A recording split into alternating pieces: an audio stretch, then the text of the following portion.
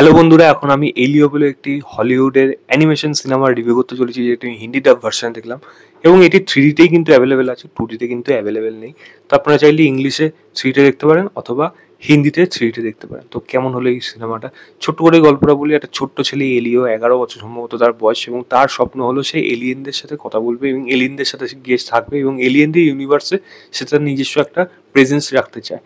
তার বাবা মা নেই, মারা গেছে, এবং সে তার আন্টের সাথে থাকে, কিন্তু সামহাউ কোনোভাবে সে এলিয়েনদের সাথে কন্ট্যাক্টে আসছে, কারণ সেই একমাত্র ব্যক্তি যে এলিয়েন এবং পৃথিবীর মধ্যে মানে একজন, মানে কি বলবো, মেসেঞ্জার বা বলা যায় ইন্টারাক্ট করার জন্য একমাত্র তার ভাষাই একমাত্র তো এই এলিয়েনরা বুঝতে পারছে এবং সেটা সে বুঝে কমিউনিকেট করতে পারবে। তো কিভাবে সে এলিয়েনদের ওখানে চলে গেল এবং এলিয়েনদের ওখানে যাওয়ার পর তার সাথে কি কি ঘটনা ঘটলো, এবং আলটিমেটলি তার যে স্বপ্নটা ছিল এলিয়েনদের কাছে যাওয়া এবং সেখানে গিয়ে তাদের ইউনিভার্সে সমস্ত কিছু মানে ঘুরে দেখা, সেখানে এক্সপ্লোর করা, সেটা কি তার জন্য ভালো খবর হয়ে আসলো বা ভালো জিনিস হয়ে আসলো, নাকি সেখানে গিয়ে সে এমন কোনো প্রবলেমে ফেসে গেল যেটা তাকে আবার তার নিজস্ব মানে পৃথিবীতে আবার ফিরিয়ে আনতে মানে জোর বা সক্ষম করতে লাগলো। এর থেকে বেশি জানতে হলে আপনাকে এই সিনেমা হলে গিয়ে দেখতে হবে। 1.5 ঘন্টা মতো ডিউরেশন। যদি জিজ্ঞেস করেন কেমন হলো, দেখুন এটা কিন্তু বিশাল বড় বাজেটের একটা অ্যানিমেশন সিনেমা। তো খুব কম সিনেমা আছে, মানে মার্ভেলের এখন সিনেমা বোধহয় এত বাজেটের বোধহয় বানায়নি।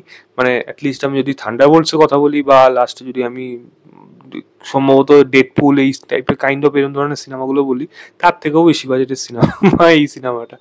কিন্তু অ্যানিমেশন যদি কথা বলি, ডেফিনেটলি অ্যানিমেশনগুলো তো অবশ্যই ভালো।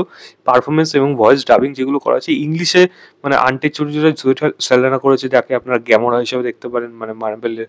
তো সেখানে সে রয়েছে, বাট আমি তো হিন্দিতে দেখেছি এবং হিন্দি ডাবিং কিন্তু বেশ ভালোই ছিল, এবং ওভারঅল অ্যানিমেশন যা ছিল সেগুলো বেশ ভালো, মজাদার মুহূর্ত ছিল। এবং মানে এলিও এবং তার আন্ট এবং এলিয়ের সাথে যে তার যে ওই যে ফ্রেন্ডস, এলিয়েন যে ফ্রেন্ড গ্রুপটা রয়েছে, তাদের মধ্যে কিন্তু বেশ ভালো রকম বন্ডিং ছিল, সেটা কিন্তু দেখতে বেশ মজা লাগবে। তো বাচ্চাদের যেমন ভালো লাগবে সিনেমাটা, আমার মনে হয় বড়দেরও কোথাও না কোথাও সিনেমাটা গিয়ে কিছুটা হলেও ভালো লাগবে। এবং আরেকটা জিনিস হলো, এখানে যে অ্যান্টাগনিস্ট, যে মেন ভিলেন রয়েছে, তার দিকটাও কিন্তু বেশ ভালোভাবে দেখানো হয়েছে, সেটাও কিন্তু বেশ মজাদার। তার ভয়েস ডাবিংও যে হিন্দিতে ডাবিং হলো, সেটা কিন্তু শুনতে বেশ ভালো লেগেছে। তো আমার কিন্তু ওভারঅল আমি যদি বলি, দেখুন এই সিনেমাটাকে বেশি কিছু এক্সপেক্ট করবে না যে খুব প্রচণ্ড ইমোশনাল জার্নি এমন কিছু করে দেবে, বা এমন কোনো গল্প যেরকম অন্যান্য মানে অ্যানিমেশন সিনেমার মধ্যে দেখা যায়।